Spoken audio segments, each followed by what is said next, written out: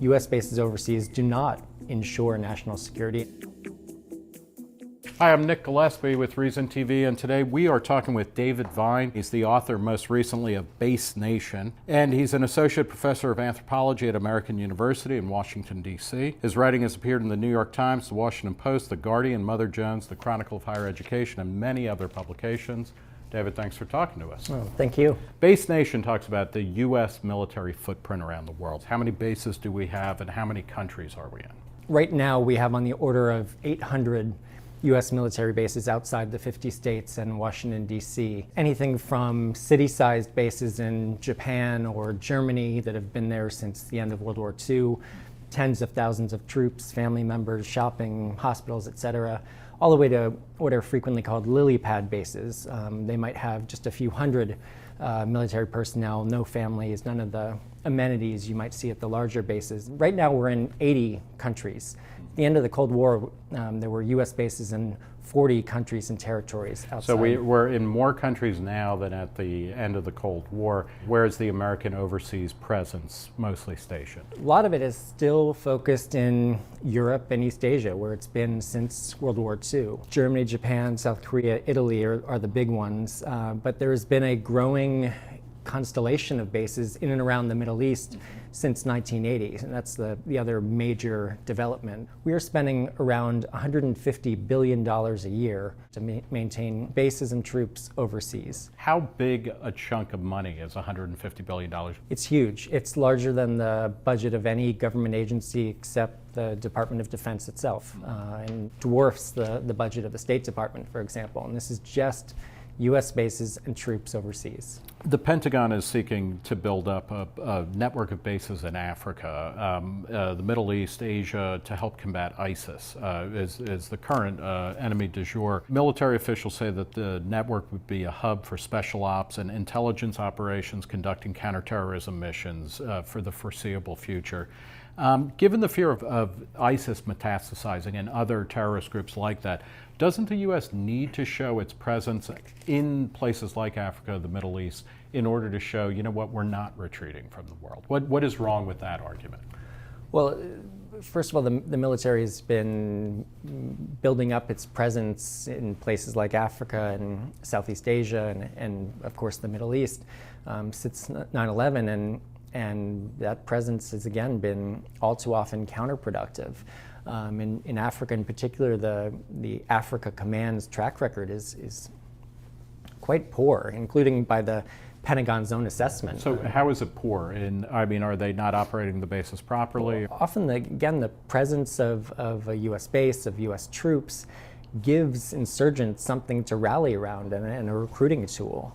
You also see in Africa, the Africa Command's humanitarian track record has been poor, to say the least. And again, this is the Pentagon's own Inspector General came to this conclusion.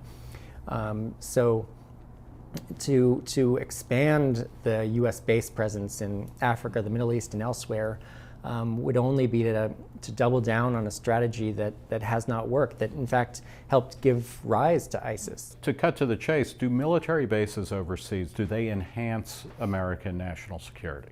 U.S. bases overseas do not ensure national security, and in fact weaken national security in a range of ways, from the money being spent on these bases that could be used to defend the United States in more effective ways. We could be using it as well to ensure that Americans are secure in a variety of other ways. Their health care, their education. We could give them the money back and they could spend it, right? Indeed. The other way that these bases are importantly undermining U.S. national security is that, especially in the Middle East, they've actually spawned radicalization. They've led to, and research has shown this, they've led to increased al-Qaeda recruitment, the presence of U.S. bases and troops. We need only look at Osama bin Laden's professed motivation for the attacks of 9/11. Explain the reasons to take that seriously, because it is interesting when that came up, people were like, well, you can't trust him. He just destroyed the World Trade Center. But why do we think that that's true then? Well, first of all, he was talking about it long before the attacks themselves. Secondly, research has shown that, put Osama bin Laden aside, that the presence of U.S. bases has led to increased al-Qaeda recruitment. So I think there are a range of reasons, and we need only look at Iraq and Afghanistan to see how U.S. bases have become actually convenient targets. We can also look at the attacks in Saudi Arabia, for example, and attacks going back to the 1980s, in fact, in Germany. Now, during the Cold War, it would be more convincing, right, to say that bases in Western Germany, in West Germany, were there because we both wanted a tripwire as well as a forward possible unit to deal with any kind of invasion threat. But that no longer. There's no reason to believe that, say, our troops in Saudi Arabia are actually making Saudi Arabia more secure for Saudi Arabians. I think that's exactly right, that in the Cold War there was a legitimate argument that bases played a defensive role. But I think in the post-Cold War era, what we've seen is that bases have largely made it all too easy to go to war. So when did the U.S. begin building these bases, and what was the reasoning? The vast majority of the bases grew up during World War II. The U.S. has had some bases overseas since the 19th century. Guantanamo Bay, of course, the most prominent. Guam would be another. And it's important to note that the U.S. has had extraterritorial bases since the 19th century. They played a key role in the conquest of the West. But the base infrastructure we see today grows up during World War II, beginning with the Destroyers for Bases deal that FDR signs, getting access to British bases and British colonies around the world. And then in exchange for giving them ships. World War I era ships, exactly.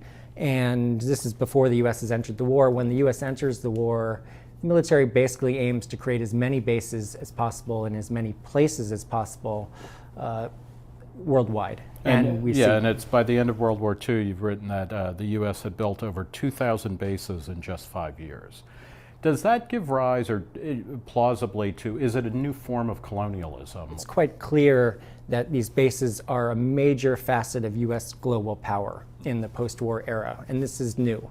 And it's new for any power or empire or nation in world history to have overseas bases so central to the exercise of power, so central to waging or wielding influence around the world and putting pressure on other nations, not just militarily, but to use the military base as a way to get its way economically, politically, and otherwise. Is it partly the argument that, well, if we didn't have them there, it would be the Russians, or it would be the Chinese, or it would be whoever? That is sometimes the argument. The other, I think the central argument has been since the end of World War II that the United States must have as many bases as possible outside its territory and accompanied by hundreds of thousands of troops to ensure U.S. national security. The idea at the beginning of the Cold War was to put U.S. bases and troops as close as possible to the enemy, the Soviet Union, and this was absolutely necessary to ensure U.S. national security. Basically, that assumption has gone unquestioned, especially in the post-Cold War era when the Soviet Union no longer exists, and yet the infrastructure of bases and troops has remained. So in a way, the rationale for it is gone, but the reality of it still exists. Base scholars, congressional investigation back in the late 1960s, early 1970s showed that once a base is established, it becomes very difficult to shut down. It takes on a life of its own. Part of a base is also, it is an economic reality in a local place. And a lot of people will talk about, say, in Japan, that one of the reasons why Japan was able to rebuild or was able to flourish economically is because the U.S., by having such massive presence there, and also the fact that we denied Japan the right to rearm for a long time, that they don't have to spend money on defense. We're shouldering that burden. They can spend more money on their local needs as well as their economy. Is that the case? Does the presence of a U.S. military base actually have a positive economic influence on the area that it's in? It definitely has a positive economic interest for some people. I think that's the key. We are spending around $150 billion a year, by my calculation, to maintain bases and troops overseas. Right. That money has to go somewhere. A lot of it goes to U.S. military contractors that build and maintain the bases, but a lot also goes into the Japanese economy, to Japanese contractors, Japanese base employees. They're supplying the food, they're cleaning the barracks or keeping the grounds or whatever. That's exactly right.